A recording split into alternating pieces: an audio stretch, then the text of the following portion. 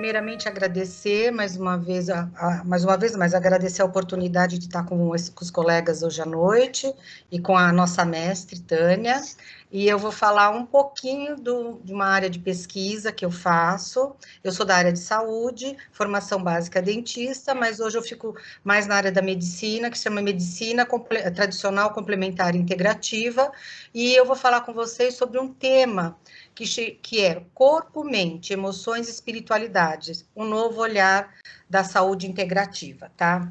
É um tema que eu gosto bastante, eu estou fazendo uma parte do meu doutorado aí com esse tema, e eu vou compartilhar com vocês, então, o que é esse novo olhar?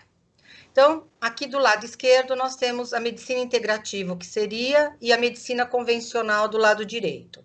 A medicina integrativa tem por foco no preventivo.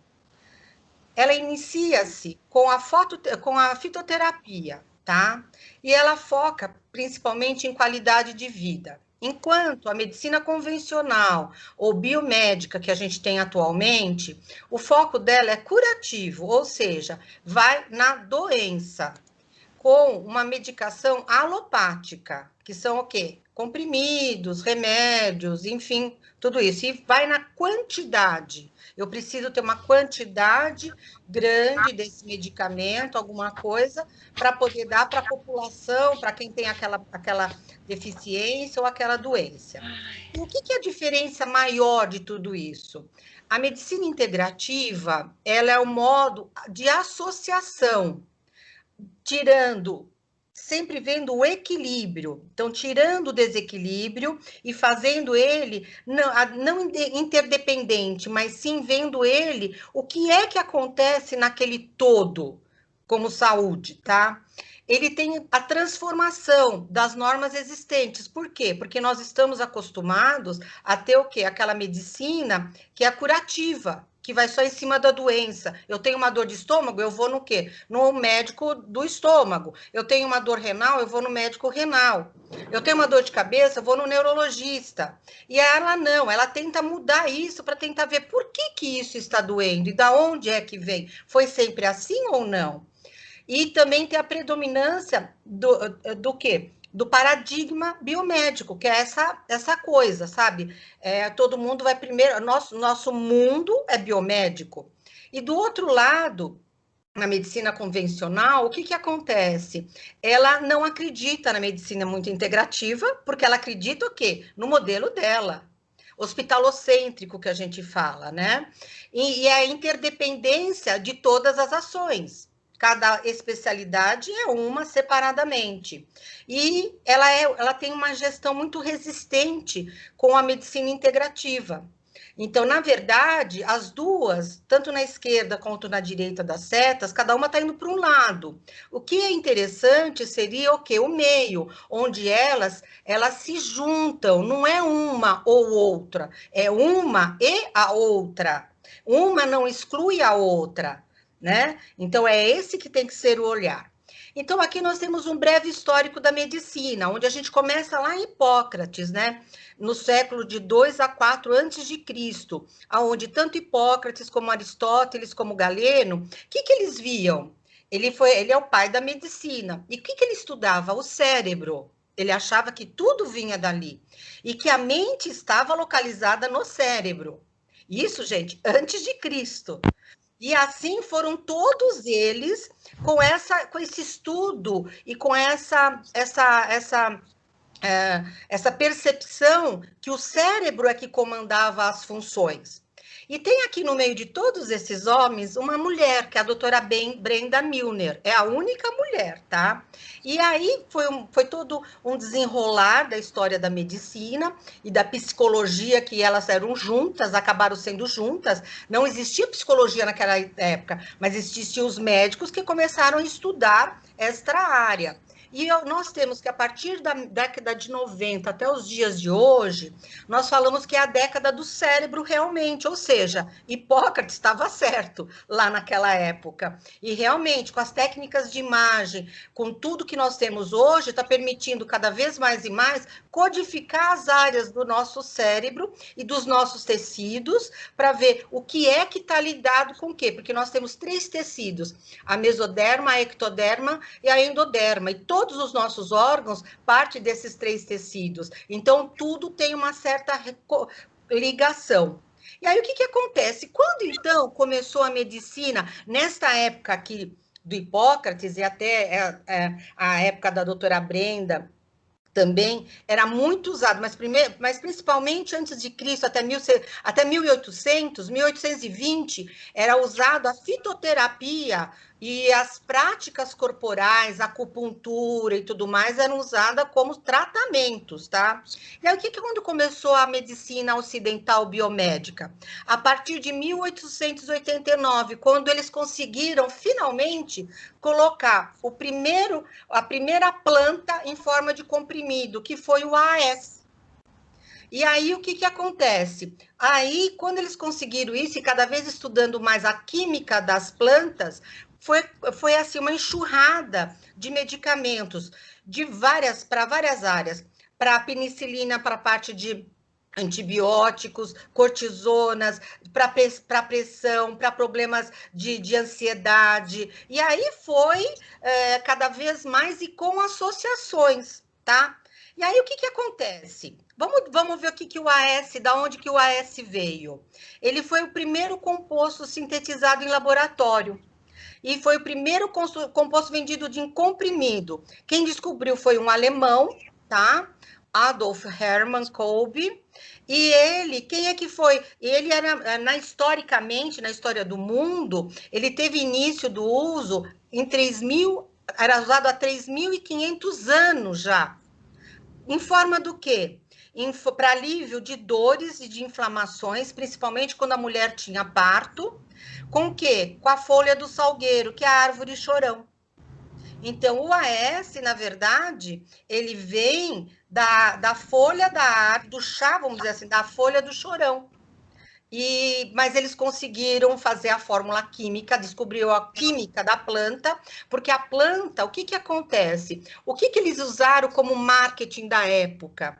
Que a planta, você pode usar a folha, como o caule, como a raiz, como o tronco, e cada parte, às vezes, tem um determinado, serve para determinada função, tá? E você faz o quê? Você faz infusão, você faz chá, só que vou tomar quanto? Qual é a dose para o meu corpo?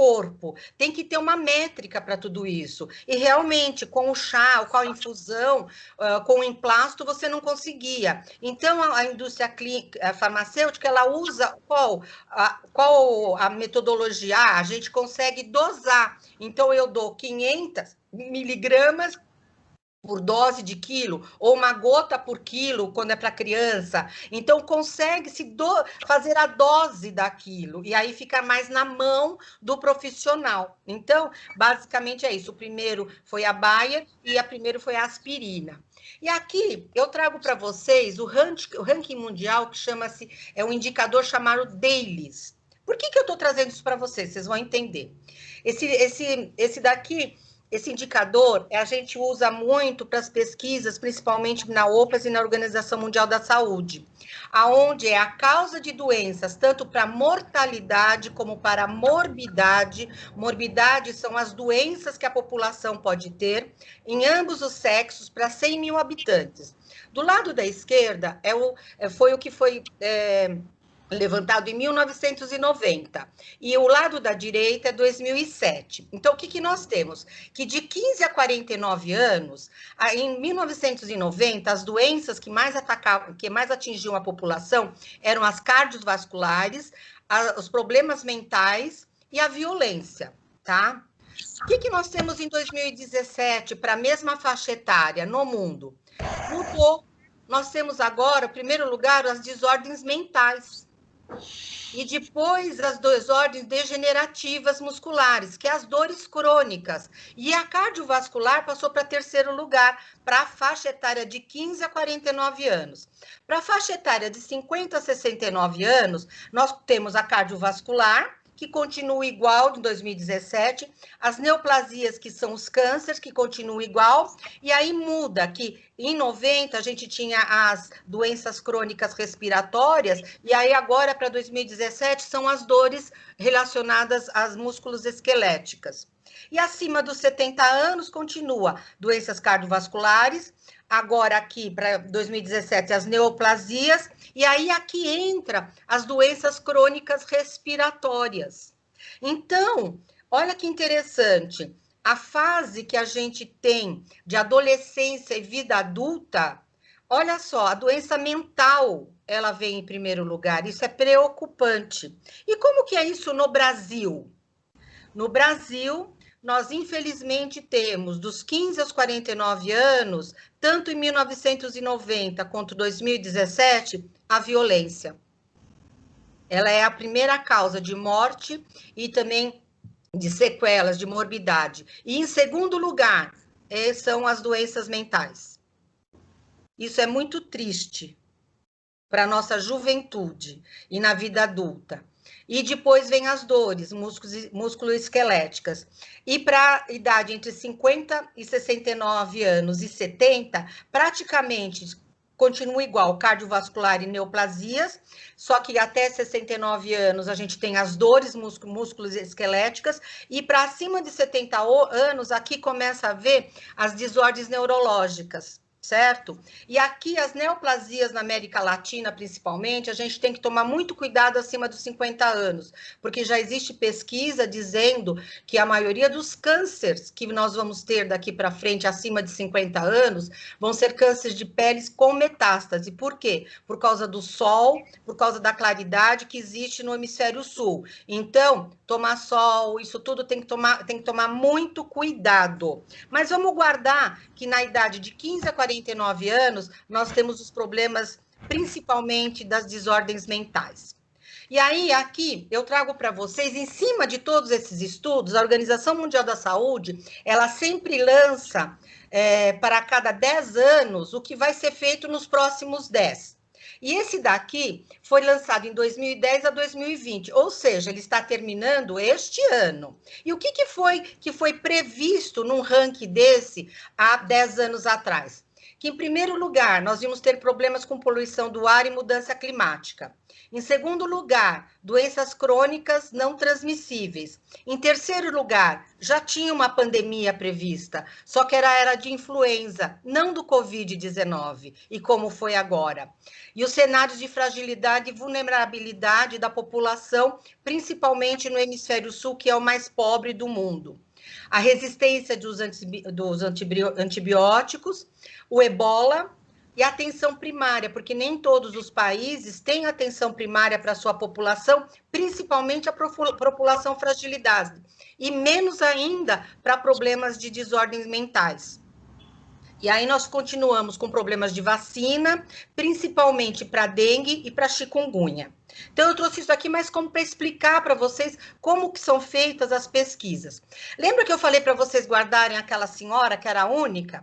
Então, ela está aqui. Ela é uma professora de neurociência cognitiva. Essa foto foi tirada em 15 de julho de 2018. Ela estava com 102 anos. Atualmente, ela tem 104 anos. Ela é uma inglesa radicada no Canadá. E ela foi a primeira pessoa ou cientista que colocou a parte da pesquisa do cérebro humano, e ela então vamos supor assim, ela é a mãe da neuropsicologia clínica e da neurociência cognitiva. E ela teve um caso que ficou muito famoso, que é chamado HM, sobre aprendizado, memória e esquecimento, principalmente memória de longo prazo, que ele era um jovem que aos 20 e poucos anos, andando de bicicleta, ele bateu num trem e ele teve problemas sérios em decorrência desse acidente, ele tinha muita epilepsia, muito ataque epilético, e os médicos na época fizeram lobotomia bilateral do cérebro dele e falaram, ele vai ter vida vegetativa. Qual não foi a surpresa quando, de repente, realmente ele teve uma boa recuperação no sentido que ele não ficou com uma vida tão vegetativa assim. E aí, vamos supor, ao dar um prato de comida para ele não sabia o que era aquilo. Porém, quando alguém explicava, ele conseguia comer o prato inteiro, como se a memória dele voltasse de uma hora para outra. E aí foi que ela começou a pesquisá-lo sobre a memória de longo prazo, que você pode perder a memória instantânea, dependendo da parte do cérebro que foi afetada. Mas a sua memória de longo prazo, que é a de lá de trás, a gente vê isso muito nas doenças mentais, que você tem o quê? Volta aquela memória. E ela teve essa pesquisa com esse paciente durante 55 anos. É um dos casos mais longos de pesquisa clínica. E ela conseguiu fazer coisas ótimas. E ela fala que ele foi um presente para a humanidade, que ele não teve uma vida, mas ele ensinou a ciência, principalmente a desvendar o mistério dos cérebros. E ela é uma fofa. E aí, o que ela fez? Ela colocou a emoção junto com a mente no nosso sistema nervoso e nosso sistema imunológico. A medicina tradicional, ela vê assim, sistemas distintos. A medicina integrativa, ela vê sistemas distintos, mas comunicantes com saúde e doença. E aí nós vamos ver o cérebro. O que acontece no nosso cérebro? Então, o nosso cérebro, nós podemos dizer que temos 3 cérebros. Um cérebro bem lá dentro, que é chamado repidiano. Ele é ancestral de trilhões de anos atrás, veio com os répteis e tudo mais. E o que ele cuida? Da vitalidade dos nossos órgãos. Você não consegue falar assim, coração, pare de bater. Rim, pare de filtrar. Por quê? Porque é ele que toma conta. Eu acho que ele tem a ver com o fluido que nós temos de vida, porque, inclusive, aí dentro é que fica a pineal. Coincidências à parte, mas é isso que acontece. Precisa pesquisar muito mais, mas é isso. O nosso segundo cérebro é o da amígdala. Amígdala, como se escreve? Amígdala de garganta. Só que essa é a amígdala cerebral. Ela é o nosso sistema de fuga e luta, que é do ancestral o quê? Pré-histórico. E nós temos o quê? Esse terceiro cérebro aqui, que é o cérebro como um todo nosso, que ele envolve todo o límbico e o repidiano, aonde essa parte verde aqui, onde que está achuriado aqui, é o nosso cérebro pré-frontal. E o que ele faz? Então, o nosso cérebro límbico é de fuga e luta, ponto. E o nosso córtex pré-frontal, que hoje tem muita pesquisa, ele é o nosso administrador. E aqui estão se descobrindo cada vez mais, que é onde fica o quê? Os nossos sentimentos de empatia, os insights, a nossa flexibilização, a nossa regulação emocional, a regulação emocional do nosso corpo, a intuição, fica tudo aqui nesta parte. E aí, o que acontece? Quando você tem, vou dar um exemplo, que vou te dar muita raiva, que você quer sair nas tamancas mesmo, o pré-frontal fala assim para você, calma, não é bem assim, vamos tentar melhorar.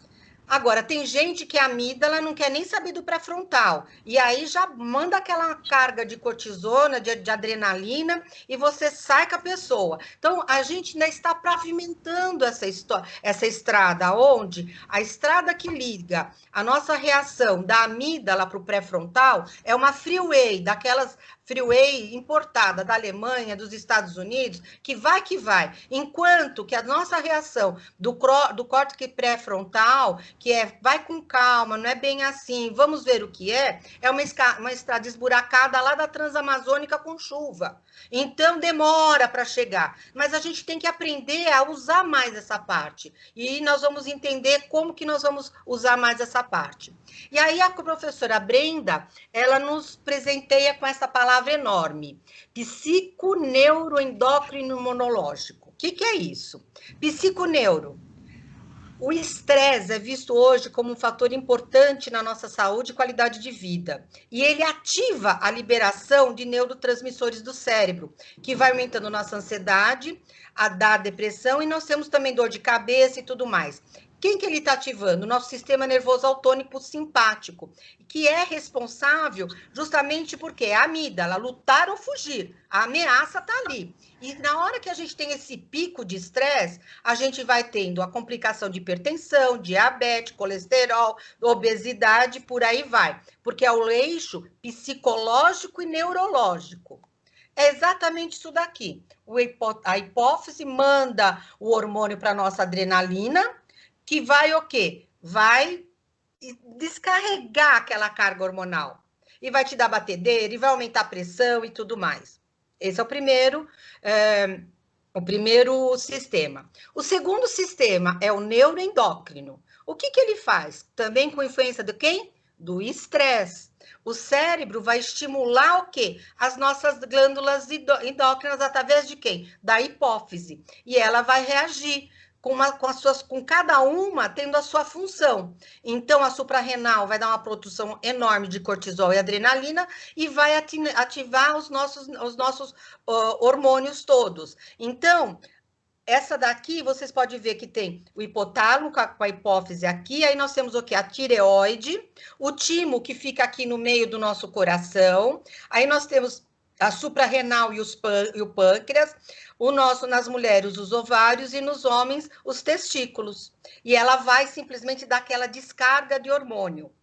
E aí nós temos o quê? Esses neurotransmissores, eu vou só falar em um aqui, a serotonina. A serotonina é aquela lá que nos deixa, ela é uma precursora da melatonina, para a gente poder dormir melhor, da nossa fase emocional, da libido. E quando existe ou a falta ou o excesso, ela não sabe direito o que é. Então, vamos supor, o excesso desse hormônio na tireoide, eu vou ficar com hipotireoidismo. E aí eu vou ter outros problemas. E a obesidade pode vir junto. Então, tem alguns alimentos, inclusive, que ajudam a controlar isso. Porque tanto a falta como o excesso vai me trazer doenças. E como que é o endócrino imunológico? Esse vocês estão sabendo bastante, porque é o que mais se fala agora em épocas de Covid, no sistema imunológico. E como ativá-lo? Também via quem? O estresse, cortisol e adrenalina. É tudo igual. Elevada no nosso corpo, vai causar uma desregularização da função das nossas células de defesa. E aí, o que nós temos? Ela fica com uma imunidade reduzida e vai deixar que as infecções entram para o nosso corpo. Então, nós vamos ter infecções por bactérias ou vírus, então herpes, resfriados, gripes, ou então a exacerbação da atividade também imunológica, nós vamos ter processos inflamatórios com doenças autoimunes, como é o caso do diabetes, da artrite, da esclerose múltipla, do lúpus. Então, olha só, tudo está ligado entre si, e quem é o vilão? O estresse, tá? Então, aqui, o sistema endócrino, ele vai ativar nossas glândulas, que vai fazer os hormônios, vai ter uma regularização do meio interno com o nosso metabolismo, vai estar equilibrado ou não. E aí nós vamos ter uma ajuda para poder regularizar toda uma contração muscular da excreção das nossas glândulas, que vai dar a resposta imunológica adequada ou não. Então, olha aqui, um esquemão. O estresse bate na nossa cabeça, que é o sistema nervoso central, e ele vai atingir diretamente tanto o nosso sistema imune como o endócrino. Aquele que for mais frágil, porque a gente tem sempre um órgão de choque, vai agir primeiro. E aí nós temos que ter sabedoria suficiente para parar essa agressão toda do meio.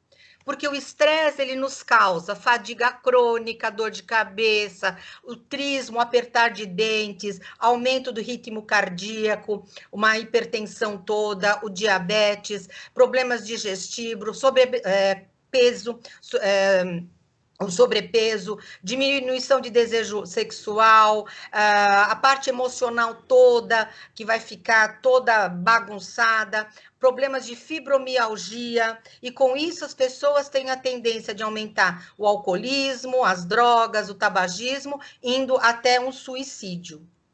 E aí, energeticamente falando, Do lado da direita, nós temos o nosso sistema das nossas glândulas.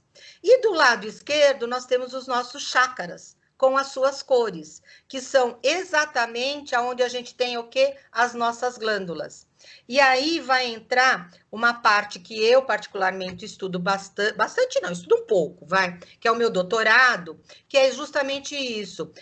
A física das ondas eletromagnéticas, que são as terapias vibracionais, ou as terapias eletromagnéticas, o laser é uma delas, aonde no sistema eletromagnético, que são todas as ondas que estão ao nosso redor, que a gente não vê, a grande maioria a gente não vê, então, de um lado, a ionizante são aquelas que fazem mal, e do outro lado, que é o lado da esquerda, são as não ionizantes, que é aqui a gente tem no dia a dia na nossa casa, desde um rádio, no micro-ondas, a televisão. O que a gente vê? A gente vê só essa partezinha do visível. E nessa parte aqui de baixo, vocês podem notar que existe o quê? A frequência de cada uma dessas cores, que justamente é a frequência com que, se você, por exemplo, tem algum problema dos plexos solar, por exemplo, estou com problema no meu pâncreas, eu posso fazer um relaxamento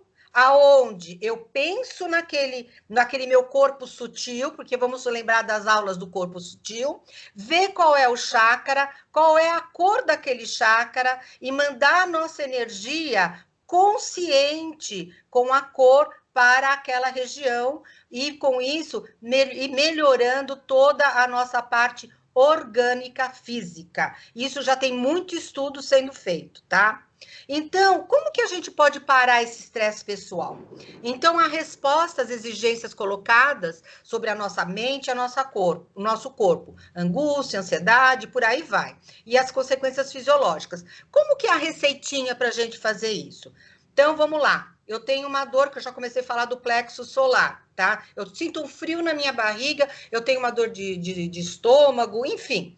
Eu tenho que, primeiro, aprender a observar de onde vem essa dor. É de uma ansiedade? Do que é? Eu vou parar e eu vou me observar. Segundo, entender.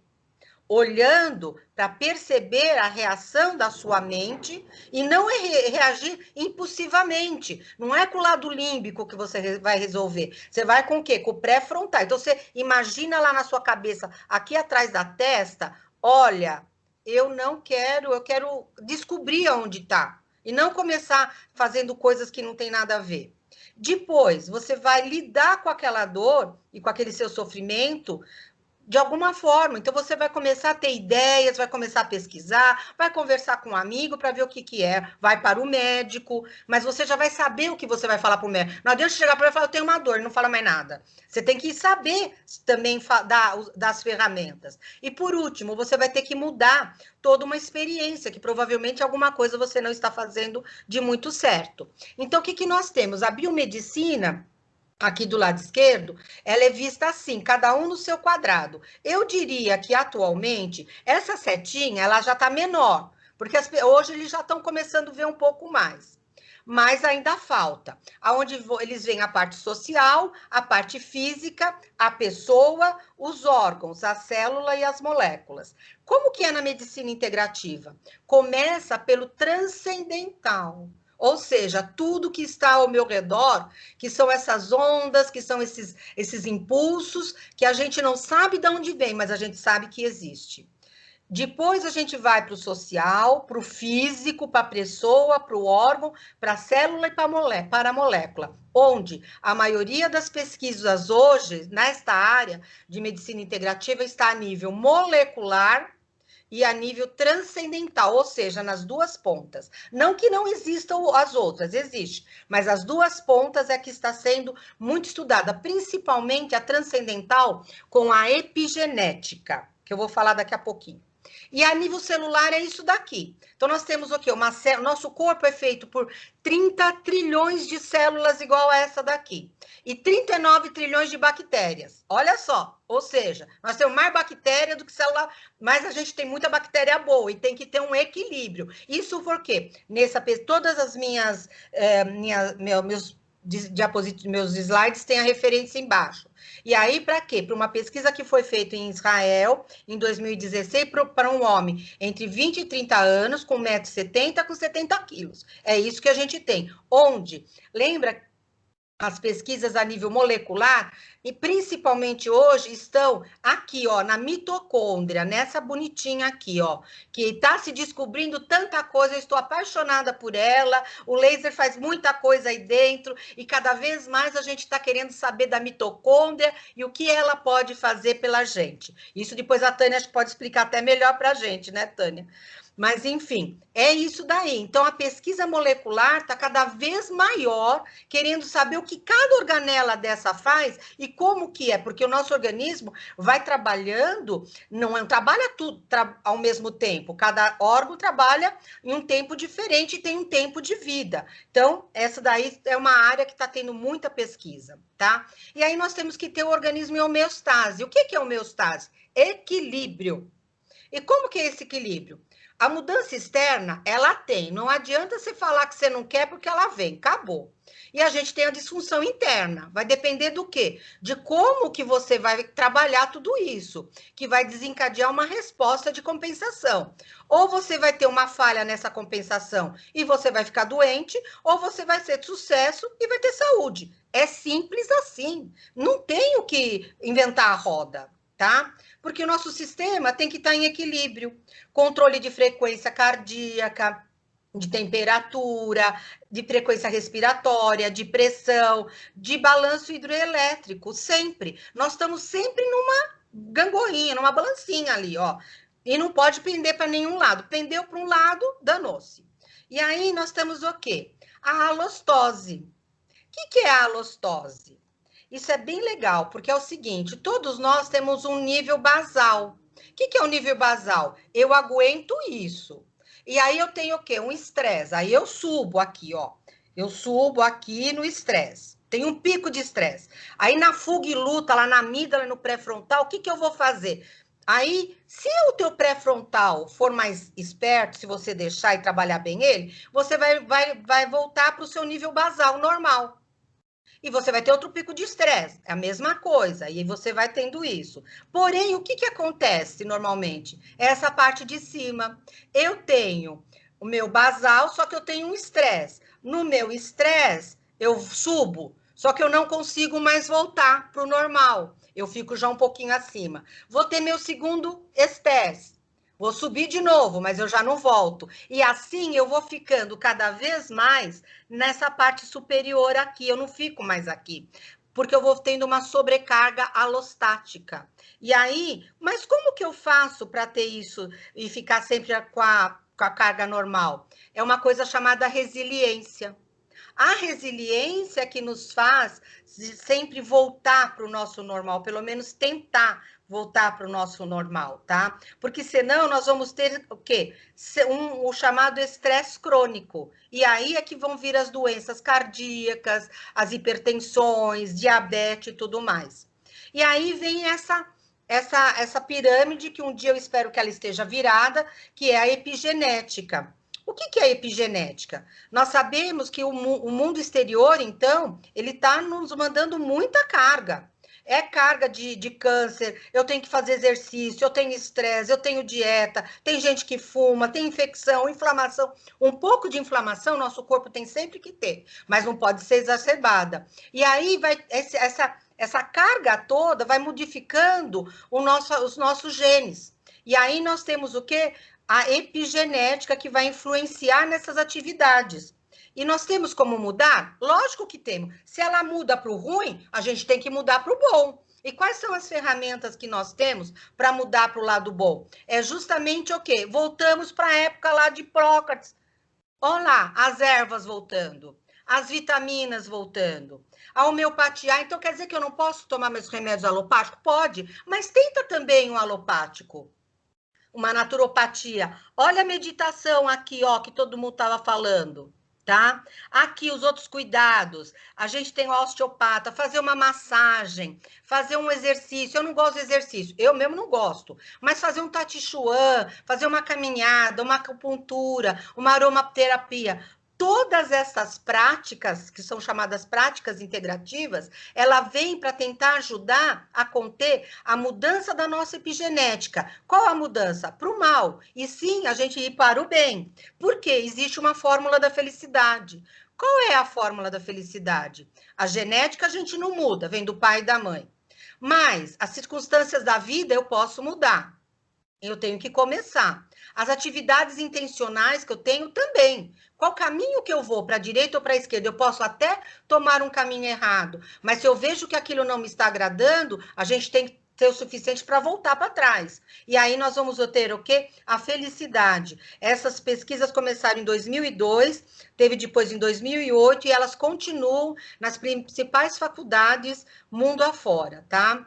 E a homeostase ela tem que ficar. Com o quê?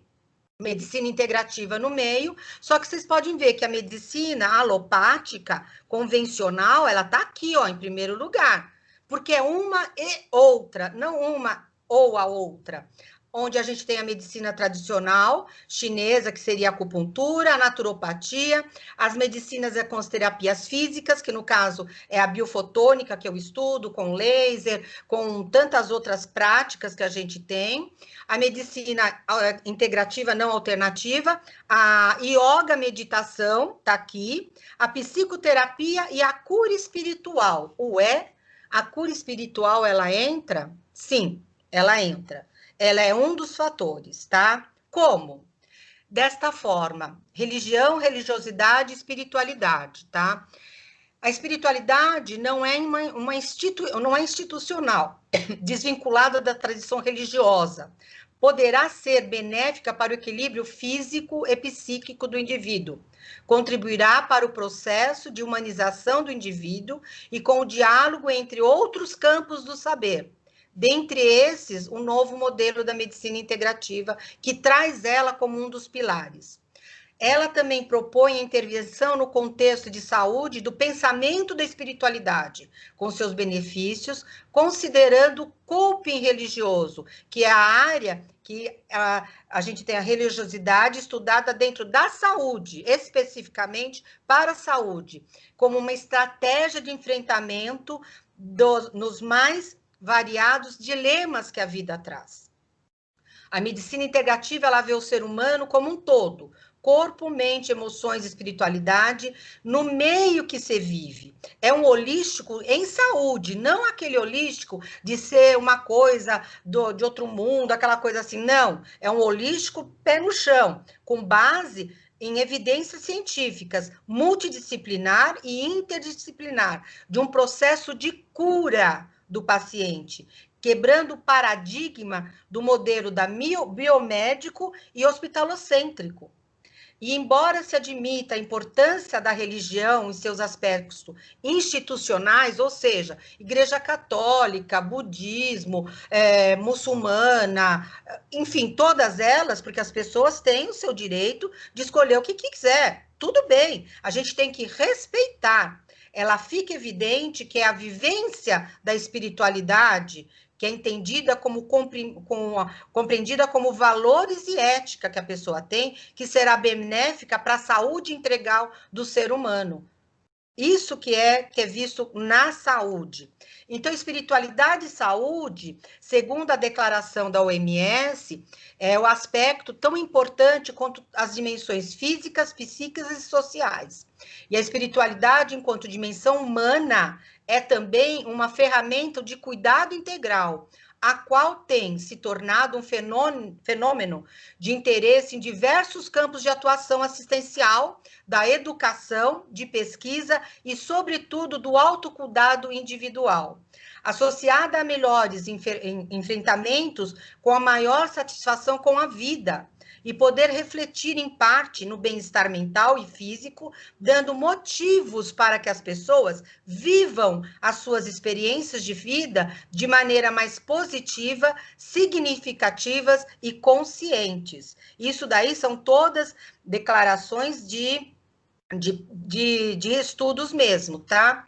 Aonde, na verdade, o percurso de desenvolver do humano é requerido exercício do autoconhecimento e da consciência de refletir acerca de várias formas de autocuidado, tá? Tanto fisicamente como não. E dentre elas, o autocuidado e o cuidar do outro está implícito a espiritualidade, a qual você pode ser compreendida como um aspecto da humanidade em que se expressa a busca pelo significado, propósito de vida, transcendência, por meio de conexões e relacionamentos consigo mesmo, com o sagrado, com os outros, com o seu entorno, com a natureza, podendo incluir ou não uma prática religiosa. É isso que a gente tem que entender em nós primeiro, para poder compreender o outro também. E aí, numa revisão sistemática de meta-análise, eu achei interessante, eu trouxe para vocês, relaciona o nível de espiritualidade com práticas religiosas e melhora de saúde física em geral, com indicador de relacionamento entre bem-estar físico, sintomas físicos, em pacientes com câncer, tá? E esses dois autores, eles mostram melhoras em biomarcadores de pessoas com nível elevado de espiritualidade. Ou seja, colesterol teve nível diminuído quando fizeram colesterol e cortisol depois de práticas de espiritualidade, porque tem um questionário sobre isso que eles usam nos Estados Unidos. E aí, eu trouxe por quê? Sabe quantos pacientes foram feitos nesse trabalho? 32 mil pacientes foram pesquisados. Então, não é uma pesquisa de 5, 6 pacientes. Foi durante alguns anos, quando o total de 32 mil pacientes adultos com câncer, e o resultado sugere que a religiosidade e a espiritualidade está associada a uma melhora de saúde física do paciente. A maioria relatou isso. E o coping religioso, então, é a ferramenta que a gente usa para medir cientificamente esta parte de religiosidade e espiritualidade, né? Aonde se é principalmente usada para ver como que em situação de estresse e dificuldades na vida, você usa a sua religiosidade. Então, o coping, ele tem indicadores que ajudam você, ele não tem uma tradução para o português, que ajuda você a lidar, manejar, adaptar e enfrentar uma situação no ambiente, para ver como que você reduz ou suporta aquela situação usando ferramentas da espiritualidade no âmbito da saúde. E ela é muito usada para transtornos depressivos, ansiedade, bipolaridade e tantas outras mais.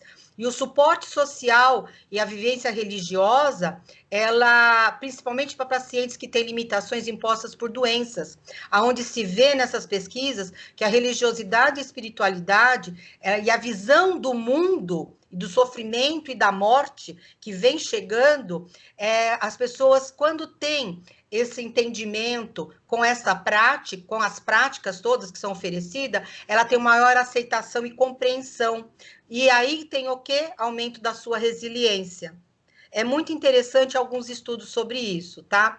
E o coping religioso, então, ele é estudado em muitas áreas, principalmente na psicologia cognitiva, comportamental, na psicologia das religiões, na psicologia positiva, psicologia da saúde, na medicina e espiritualidade, que é a área que eu fico, e ela a gente tem tido resultados muito interessantes, aonde a gente tem uma definição que o coping religioso, ele descreve o modo como os indivíduos utilizam a sua fé para lidar com o estresse e os problemas da vida.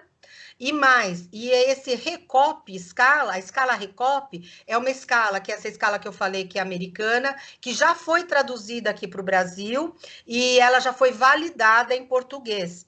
Então, ela já está sendo usada em vários estudos atualmente, tá? E aí ela é muito usada aonde? No cuidado paliativo, aonde, segundo a Organização Mundial da Saúde, o cuidado paliativo consiste em uma abordagem multidisciplinar com o objetivo de melhorar a qualidade de vida de doentes e seus familiares, que enfrentam problemas decorrentes de uma doença que ameaça a vida. através da prevenção e do alívio do sofrimento. Com o quê? Ferramentas, com recursos identificados precocemente, tá? E tratados com rigor nos problemas não só físicos, como a dor, mas também nos psicossociais e nos espirituais. Eu diria que os espirituais são hoje os mais usados para o enfrentamento no cuidado paliativo. E também para o corpo de profissionais que mexem com esse tipo de paciente no seu dia a dia, porque é muito difícil você estar lidando com esse tipo, né, de emoção, né, que você tem que estar lidando com o paciente, com a família, sabendo que a pessoa está ali no final da sua vida e tudo mais. Então, existe um estresse elevado também de patologias emocionais quanto ao desenlace, vamos dizer assim, com os profissionais que os atendem também. Então, é muito importante essa parte toda levado como ferramenta para o profissional. Então, assim, o cuidar, o autocuidado, cuidando de mim, é a base de tudo. É onde tudo começa, tá? Aonde? No seu ambiente. Aonde você tem que ter o quê? A sua autoatenção, o cuidado da sua família e tudo mais. Só que aí, se eu não me cuidar, eu vou adoecer. E aí, o que que acontece? Um dia todos nós vamos adoecer, mas vamos tentar adoecer de coisa fácil, não de coisa difícil, né? E aí, o que que acontece? Eu estou sabendo de tudo isso, então eu tenho o nível número 1, que são o quê? Os cuidados caseiros, informais. Eu vou ver, eu vou tomar um chá, um remedinho, alguma coisa para melhorar. Eu não vou conseguir, aí eu vou o quê? Vou para o médico. Eu vou fazer junto a biomedicina. Não tem problema nenhum. Não deu certo, então eu vou o quê? Por um PS, por um agora eu vou ter que ir, não vai ter jeito. Então eu vou para um hospital. E o ideal seria que nós tivéssemos o quê? O que nós temos aqui, tratamentos biomédicos juntos com tratamentos das tradicionais integrativas. Isso é o que acontece na Índia, na China, principalmente aqui no Brasil, nos grandes hospitais, isso já acontece também, onde são integrados, tá? Por quê? O autocuidado é aceitar e enfrentar as nossas situações negativas. Não adianta você negar. Quando você nega, é pior. Cuidar da saúde física, cuidar das relações interpessoais. Ah, eu estou fazendo minha prece, eu estou orando, eu faço a aula da Tânia, do Alves, mas eu não me dou com a minha filha. Eu não me dou com... Sabe, gente, tem que começar a pedir desculpa e depois pedir perdão e ir se perdoando primeiro. Isso é autocuidado. Identificar situações estressantes, porque quando você começa a indicar que ali, ou começa a ver que ali vai dar problema, para que você vai se meter ali? Só se for, não tiver jeito, mas você já vai com outro olhar, e você já vai se protegendo, você já vai se apegando com a sua espiritualidade, e você já vai pedindo para que venha um raio de luz e te ilumine naquela situação. E aquilo já vai melhorando. Reservar um tempo para você, nem que for para não fazer nada, é importante. E saber pedir e aceitar ajuda. Porque as pessoas, às vezes, não. Ela até ajuda, mas ela não aceita ajuda. Então, tem que fazer uma reflexão quanto a isso. Por quê? O autocuidado também é você conhecer os riscos familiares. Eu descobri que eu era a terceira, a próxima, aliás, a ter câncer de intestino. Meu avô teve, minha mãe teve. Quando eu comecei a fazer, que eu fiz a pós-graduação, e eu comecei nessa aula de autocuidado, que eu tinha que entregar todo mês meu autocuidado, a prestar atenção em mim.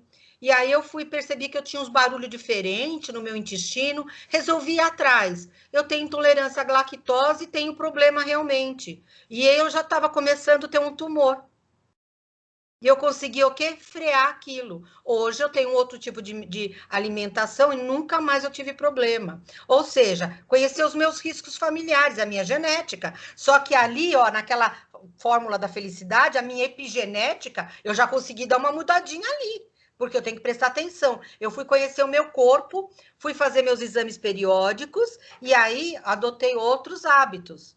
e estou conseguindo levar o que poderia ser um grande problema no futuro, tá? Mas também tem o problema não, é o cuidando de mim, é a máscara do avião que vai cair no seu rosto e você tem que colocar em você primeiro. Por quê? É cuidar da própria alma, é aprender a viver e poder ter a possibilidade e é o dever de ocupar com você mesmo. Então, é você em primeiro lugar. Não é egoísmo, não é.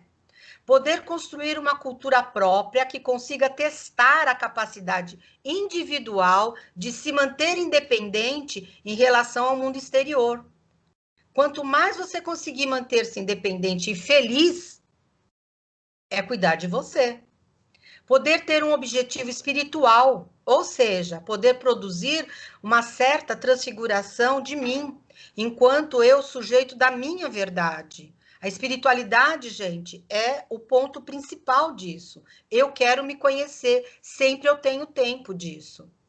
E agora, talvez, eu entenda mais algumas coisas. Não constitui um exercício de solidão, jamais, mas uma verdadeira prática social que frequentemente toma forma e estrutura mais ou menos institucionalizada. Como? É um sair com uma amiga, é a gente poder se reunir para aula, é mais ou menos, é o socorrista. A gente vai procurando instituições onde eles falam a nossa língua. Isso faz parte do nosso autocuidado. E uma correlação estreita com o pensamento e a prática médica da saúde, porque isso é saúde, tá? E aí, qual é a diferença, então, do autocuidado com o cuidando de mim? No autocuidado, vincula-se você com o resto. No cuidando de mim, eu vou encarar as minhas coisas. O autocuidado é o exercício do desejo humano de eu entender alguma situação e ver se eu cabo ali, eu estou cabendo ali dentro ou não. E do cuidando de mim, como eu estou naquele mundo. Porque às vezes quem está fazendo a confusão toda é você que está se colocando de um modo que não é muito legal ali naquele mundo. Então vamos ver como que é o mundo e como eu estou me colocando dele. São coisas distintas, tá? Porque a gente é ator de muitas cenas nesse mundo todo, né? E de todas as partes que a gente faz parte. Busca da verdade, fazer o bem a si mesmo e aos outros. E o cuidando de mim é relacionar eu comigo mesmo. Eu gosto ou não gosto? Eu quero ou não quero? Ação dirigida a si mesmo, mas ao meio ambiente. É o autocuidado. E o cuidando de si é o meu modo de agir, de modificar, de purificar, de transformar, transfigurar tudo para mim.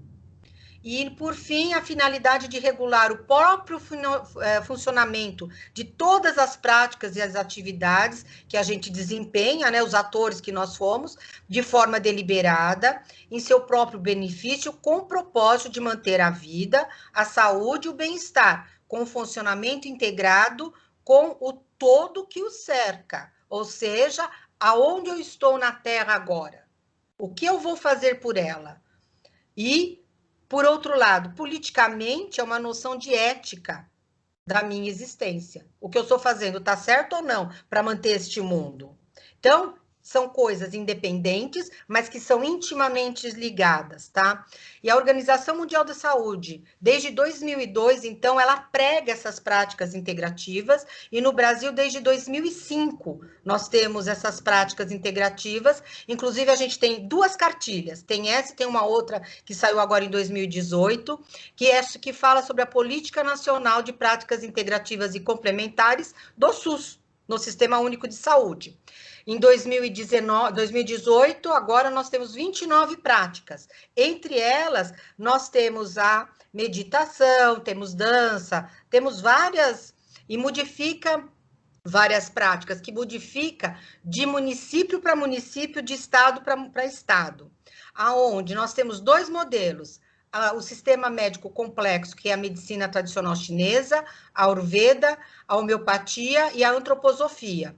E as terapêuticas, que aí entra as 25 práticas, que elas têm alcance global, não envolvem riscos de interação medicamentosa, sem efeitos adversos, eles não têm, na maioria não tem nenhum, e é uma ótima relação o quê? Custo-efetividade, tá? E o Brasil é líder na oferta de modalidades de práticas integrativas pelo SUS. Só que a gente, muitas vezes, a gente não tem acesso a elas porque a gente não sabe, mas existe de modo gratuito para a gente, tá? E aqui é uma coisa interessante, que é o nosso relógio biológico da acupuntura, tá? Eu trouxe para vocês, depois, se vocês quiserem, mando para vocês, porque cada órgão nosso, ele acorda num determinado horário. E por que vocês estão meditando às 6 da manhã e às 8 da noite? Porque realmente, das 3 às 5, 6 horas mais ou menos, o pulmão ele está acordando para você começar o seu dia. Então, é uma hora ótima para se meditar, para você acordar devagar. E por que às 8 horas da noite? Porque é o horário que o nosso pericárdio, ou seja, o nosso coração, ele está começando a se acalmar para a gente ter uma noite de sono. E aí é bom você ter uma técnica de relaxamento. Não necessariamente uma meditação, mas ter uma técnica de relaxamento. A meditação é uma delas, tá? E as práticas, então, corporais para esses horários é a meditação. A yoga aqui é bem interessante, porque a yoga, ela foi feita, ou ela é, nos seus primórdios, para você preparar o corpo para meditar. Não é essa yoga de ficar de cabeça para baixo e tudo mais. Não. Existe yoga até para acamados, que é a yoga da Nidra.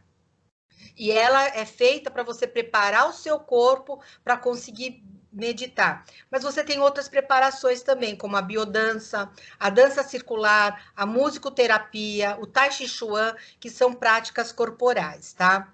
E aí a gente chega na nossa meditação.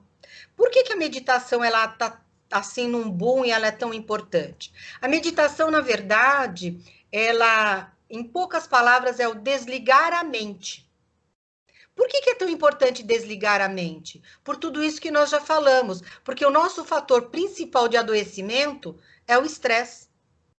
E o nosso funcionamento dos nossos órgãos, se a gente conseguir acalmá-los, vai ser ótimo. E a meditação, ela serve para isso. Mas como que é, então? Ela nos dá um senso de calma, tranquilidade, de leveza, de paz interior, bem-estar no corpo e saúde mental.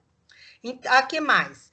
Ela age no estresse pessoal, estresse do ambiente do trabalho, quando você tiver naquele furdúncio, quando a Mônica, a Tânia fala, coloca a água benta na boca e tudo mais, é o estresse ambiental. Você pode fechar o olho, ou então de olho aberto mesmo, respirar no modo adequado, sabe? É a mesma coisa, é tentar meditar, isso é meditar.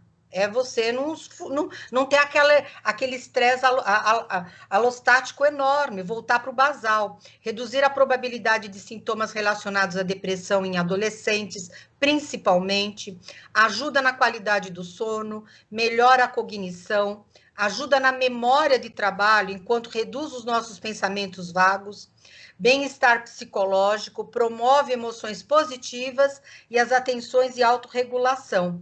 E como que a gente pode meditar? É só sentado que nem Buda, com a mãozinha no, em cima do colo e o dedinho lá, o dedão um no outro? Não. A mindfulness, que a Tânia falou a semana passada, eu tenho depois um livro, se vocês quiserem, em PDF, eu mando para vocês, que é a atenção plena. O mindfulness é justamente você prestar atenção naquilo que você está fazendo. Ponto. De que forma? Em tudo.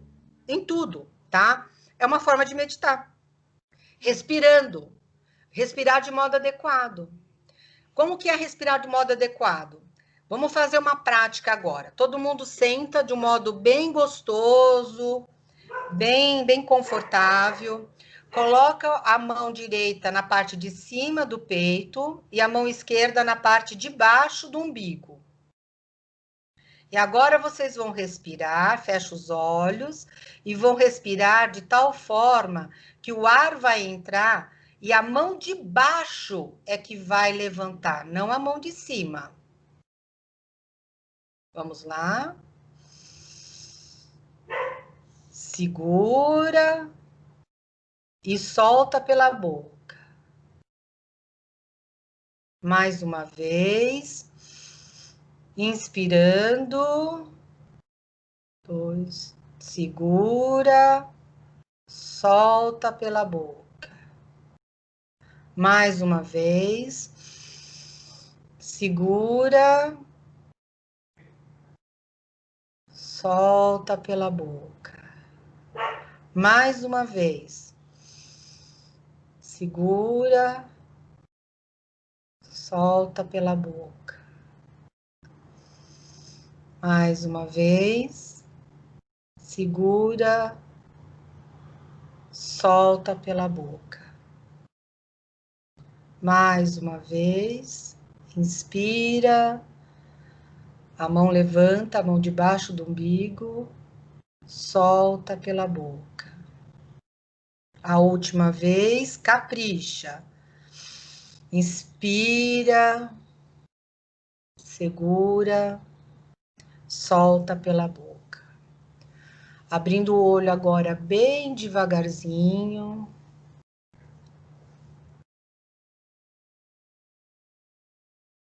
Então, esse tipo de respiração, ele serve para quê? Para você expandir a parte de baixo dos seus pulmões. Porque essa parte de baixo a gente pouco usa. Então, quando a gente expande essa parte inferior do pulmão, nosso diafragma baixa. E aí a gente consegue a respiração do bebê.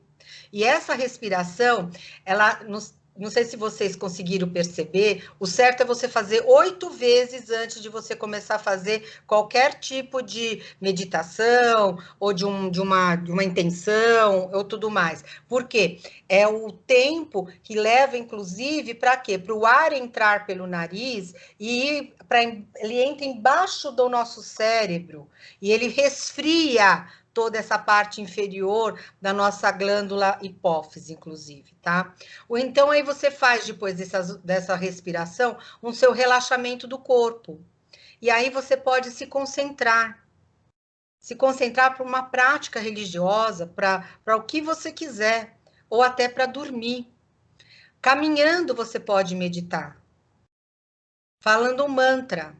Quando na Igreja Católica eles falam Santo, Santo, Santo, Senhor do Universo, é um mantra. Quando se faz uma prece inicial de uma aula ou de uma apresentação, é um mantra. Cada um tem o seu mantra. É um mantra. Ao fazer um mantra é uma maneira de você meditar. Meditar é elevar-se. E alimentação consciente. O mindfulness, ele é principalmente uma conscientização da alimentação consciente e perguntar para o seu corpo o que é que eu necessito de alimento. Parece uma coisa de louco. Eu achava, tá? Eu achava isso de louco, até que lá na pós-graduação a gente começou a testar tudo isso daí, mais um pouco. E realmente, um dia a gente foi almoçar num quilo, e no quilo, normalmente, você acaba colocando até mais do que você consegue. E a gente começou a prestar atenção no que tinha na comida e perguntar: será que eu quero comer isso? E realmente prestar atenção, ter consciência naquele alimento. E aí a gente viu que realmente a gente começou a comer menos. E aquilo que a gente comia parece que nos satisfazia mais. E é realmente, isso é interessante, acontece. E perguntar, será que existe às vezes uma comida ótima, mas você come aquilo não cai muito bem? Porque o seu corpo aquele dia ele não está querendo comer aquilo, mas você no piloto automático, você não prestou atenção em você. E aí você foi comendo, aí você passou mal no outro dia. Então, prestar atenção. Então, eles falam que a meditação é um analgésico natural contra as dores crônicas e pode ser uma alternativa promissora para a terapia cognitiva comportamental. Olha a doutora aí, de novo, um dos tratamentos mais prescritos por profissionais de saúde para paciente que sofre de algum problema, como, por exemplo, a ansiedade, como, por exemplo, as crianças hoje estão começando a fazer essa parte de yoga, tudo, para elas se acalmarem na escola e tudo mais. Então, o Daniel Goleman, ele fala muito sobre a inteligência emocional, tá? E ele tem esse livro aí, que é a Arte da Meditação, um guia prático. E inclusive, algumas partes eu tirei desse livro dele, tá? E aqui eu tinha falado de a gente meditar, mas eu não sei se vai dar tempo. Mas, gente, é isso. É de um modo bem geral e amplo. Eu não sei se eu falei rápido demais, mas era o recado que eu queria deixar para vocês, tá? Que você se perceba, tá? Que o prazer é enorme da gente se cuidar, mas a gente tem que fazer isso realmente por inteiro. E isso é muito importante, tá? Não sei se eu corri muito, mas gratidão a todos vocês. Maravilhoso. Eu queria fazer uma pergunta. Muito bom, Pode nossa. fazer todas. É o Excepcional. seguinte, sobre a meditação, a respiração, na realidade, qual é a diferença de você soltar pelo nariz e soltar pela boca? Porque o Tadashi, ele fala muito, nas meditações de manhã e à noite, ele usa sempre soltar pelo nariz. Mas no aplicativo, ele também dá a opção de você soltar pela boca. Tá, então eu vou te falar assim, eu conheço o professor Tadashi, mas a minha mestra é a professora Susan Andrews. Inclusive, eu fiz todo o meu curso de biopsicologia, até indico para vocês, com ela, no Visão Futura, que é aqui em Sorocaba. Ela é uma pesquisadora, uma americana pesquisadora de Harvard, mas mora aqui no Brasil há mais de 20 anos. O que ela explicou? Quando você retorna pelo nariz, tá? Você está simplesmente soltando a respiração. Quando você retorna pela boca com aquela intenção, você está soltando para fora tudo que tem de ruim dentro de você. Tá? Então, quando se solta pela boca, você tem o quê?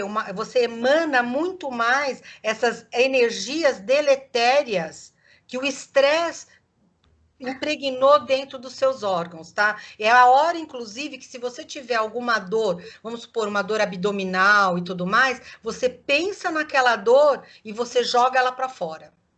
Intencionalmente. A impressão que eu tenho é que quando você solta pela boca, parece que você alivia mais o pulmão. Exatamente. E uma porque outra você coisa... está soltando toda aquela energia que estava presa em você. Tá. Você falou da alimentação aí. Eu estava lendo em algum lugar, não me lembro agora onde, que você tem uma pesquisa que fala que você, em vez de colocar, que nem você falou de encher o prato lá no quilo, quando você tem uma meta de comida, você não coloca meta, coloca 80% só e deixa 20%, porque o cérebro tem um tempo para ser avisado, para administrar tudo isso, saber a saciedade, saber se há fome, tudo isso, né? Exatamente. E olha, agora você já sabe qual é o lugar do seu cérebro que você tem que ativar quando você quer fazer tudo isso. Agora no nome, no lugar, não me lembro. Mas onde que é? Aqui na frente, né? Na testa, certo? Bem aqui atrás da testa, que é o nosso córtex pré-frontal. Então, quando você vai fazer, por exemplo, uma alimentação, e eu quero, os 80%, é o meu cérebro, você já vai mandando informação aqui para a parte da frente do seu cérebro. Olha, cérebro, conversa com ele antes. Ó, eu não quero comer muito agora, porque eu quero emagrecer, eu tô com a glicemia alta, eu vou comer só o necessário. Já vai conversando com ele. Parece coisa de louco, gente, mas não é. Não é porque tem pesquisas. Hã?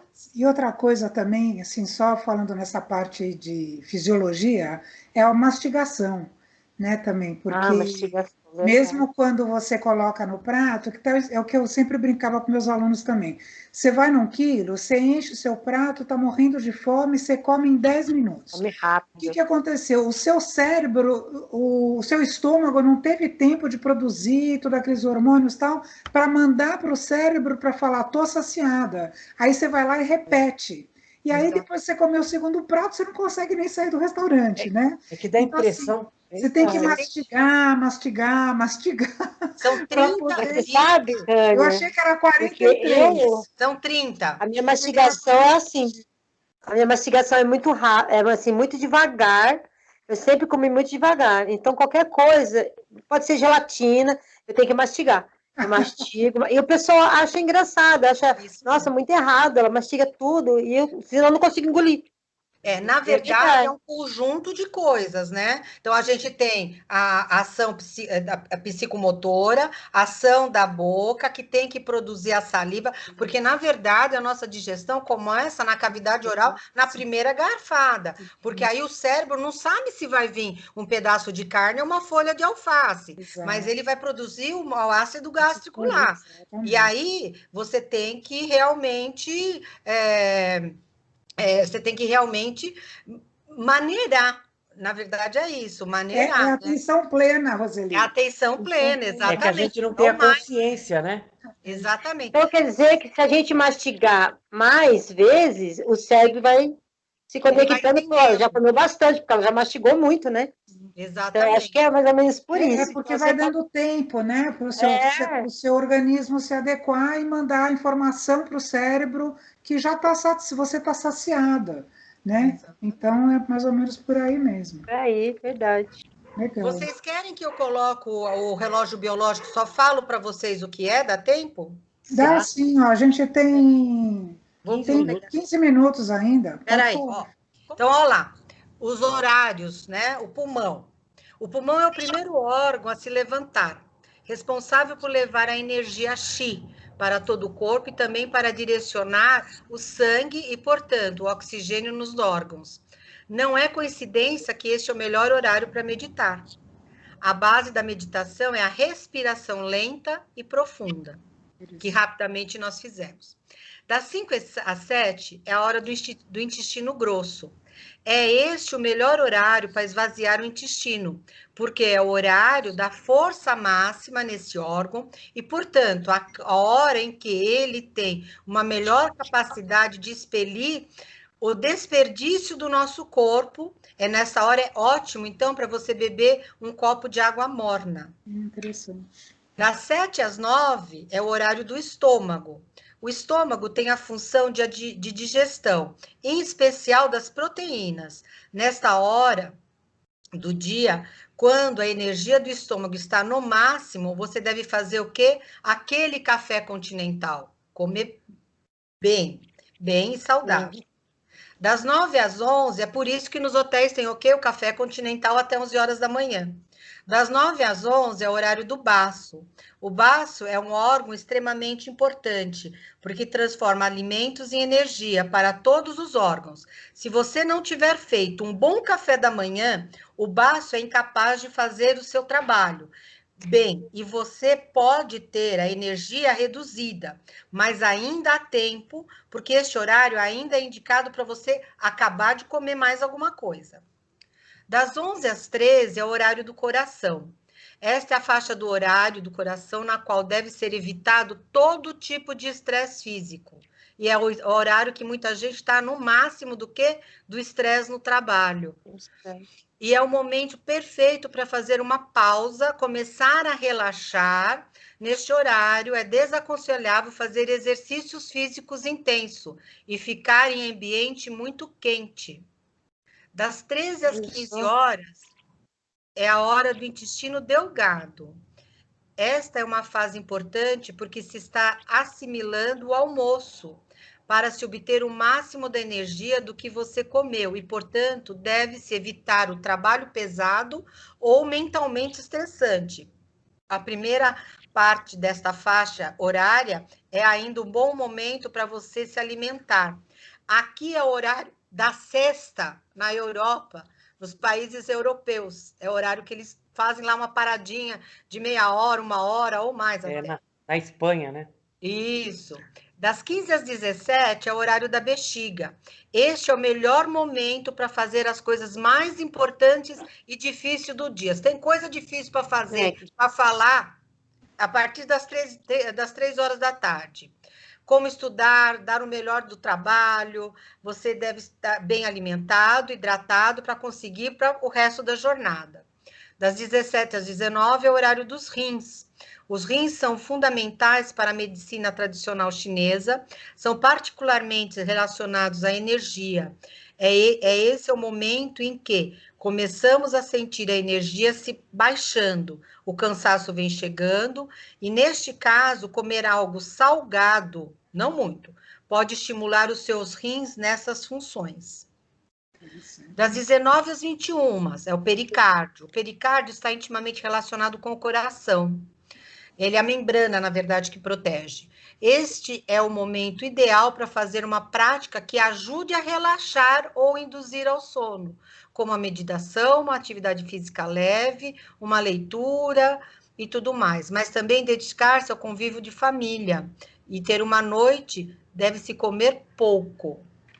Das 21 às 23, é o meridiano triplo aquecedor. Ele é considerado o meridiano da medicina tradicional chinesa, que está estritamente relacionado com vários órgãos e vísceras do corpo, agindo para a proteção e a gestão de todos eles.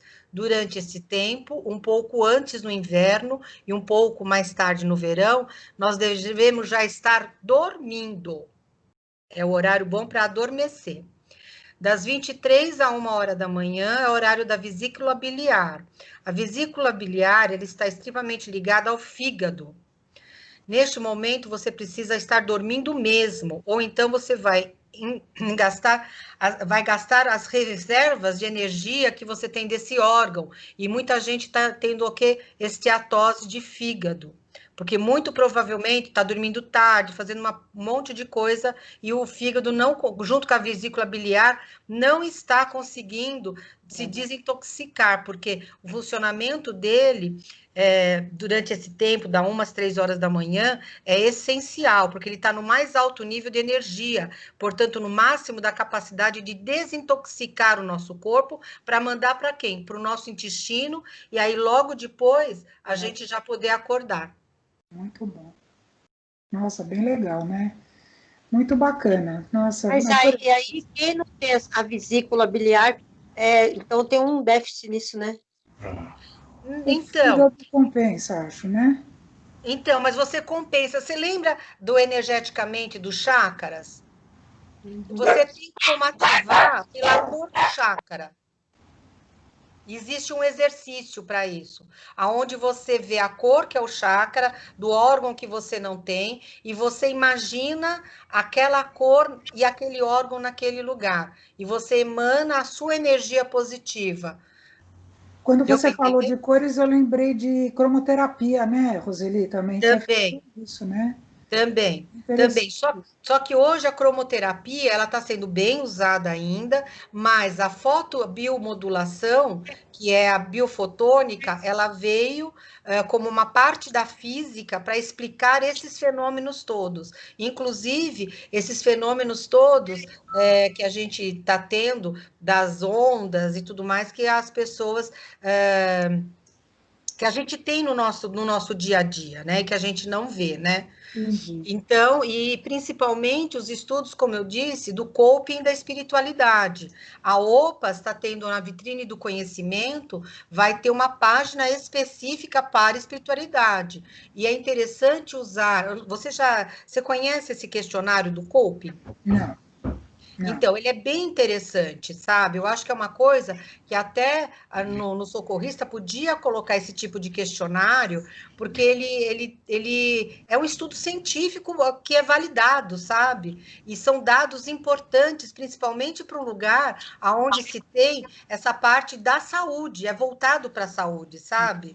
Eu posso até arrumar, eu tenho ele. Eu posso, depois eu dou para você dar uma olhada. Ah, legal. Roseli, se me permite, eu sou o Alfredo. Pois não. Primeiro eu quero agradecer e cumprimentar pela aula, foi muito importante e muito esclarecedora. E muito interessante quando se fala aí da importância da saúde e da espiritualidade.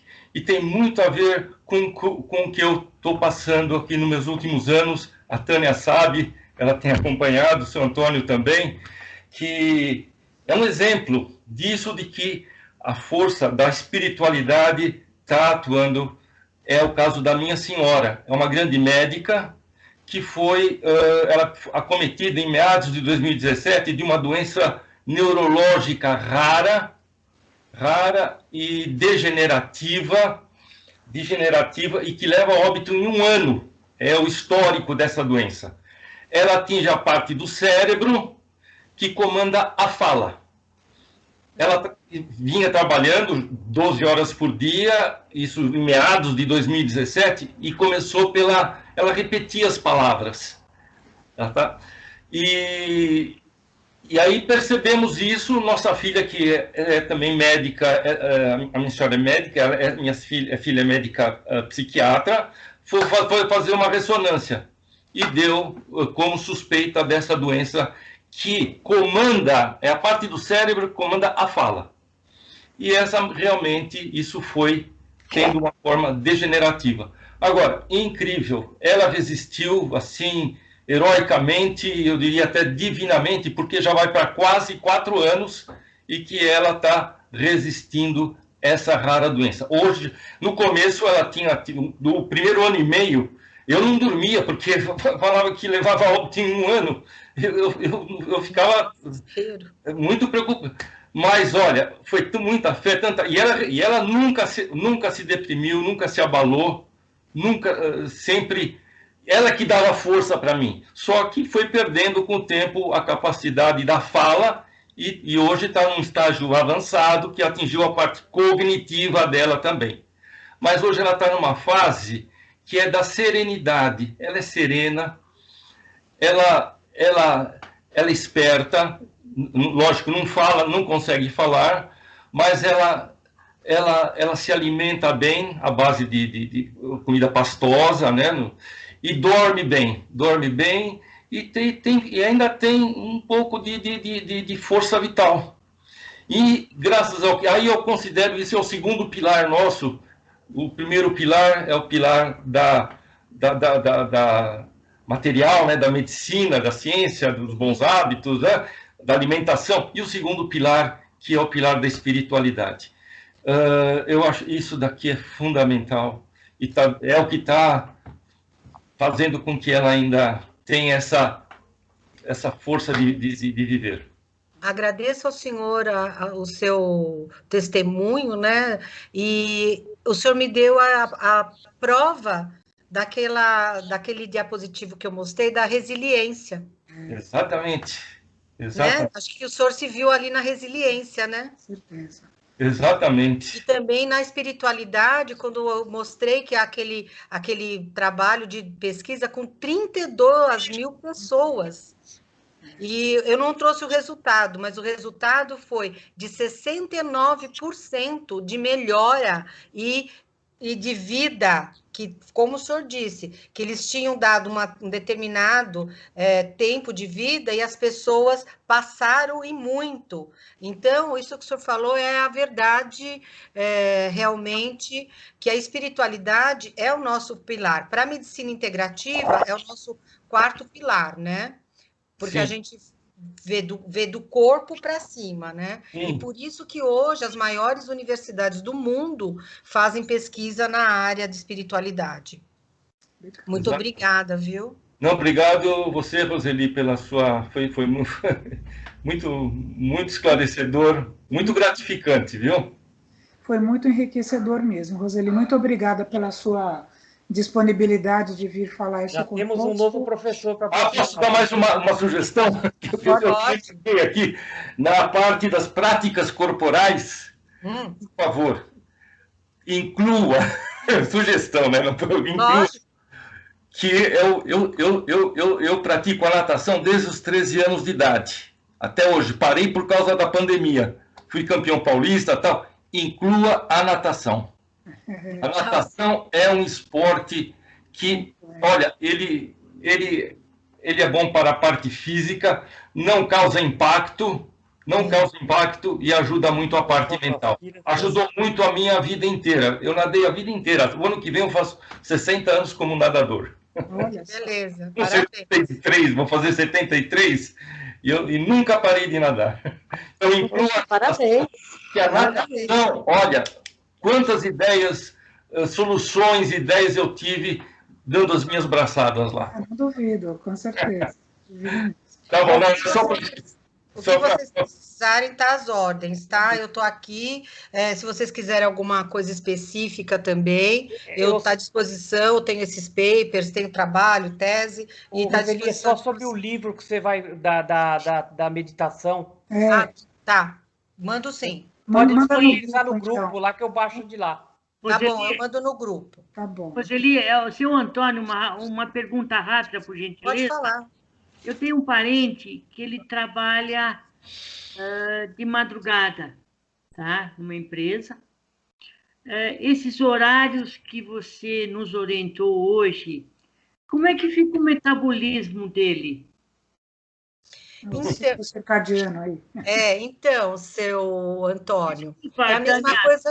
Depende. Se quiser passar pelo Zap, pode passar. Não, porque assim, sabe o leg jack que as pessoas têm quando vão de um outro para um outro país e que você fica até meio zonzo e tudo mais tal? Por que isso acontece? Porque os nossos órgãos estão acostumados com os nossos horários no hemisfério que nós estamos, tá? E aí o que acontece? A gente demora um tempo até nos adaptar. Muito provavelmente, se ele trabalha à noite e ele dorme ou tem durante o dia, o corpo dele já está acostumado.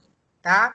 Já está acostumado. O problema é quando você trabalha um dia de noite, folga 2 e no outro dia não. Aí é que é o problema. Aí as pessoas normalmente têm doenças sérias e, na maioria das vezes, neoplasias. Porque o corpo não tem tempo de se adaptar. Por isso também, que em viagens longas, quando você tem esses fusos muito grandes, o que é aconselhado? Você vai por partes. Você vai, fica 2 dias num lugar, depois você vai, fica um outro tempo, porque não adianta você querer. E quanto mais a gente vai ficando mais velho, esse tempo, as viagens têm que ser mais longas, porque a nossa adaptação começa a ser também mais lenta. E a gente tem que ficar períodos mais para o nosso organismo poder se adaptar e a gente aproveitar, porque senão a gente também não aproveita. Isso mesmo. Entendeu? Ok, muito obrigado. Imagina. Perdão, viu, Tânia? Obrigado, seu Antônio. Eu vou encerrando, então, que já são 9 horas, no final deu tempo certinho. Muito obrigada, viu, Roseli? Nós gostamos muito, você foi... Nossa, maravilhosa. Eu gravei toda a aula, eu vou parar de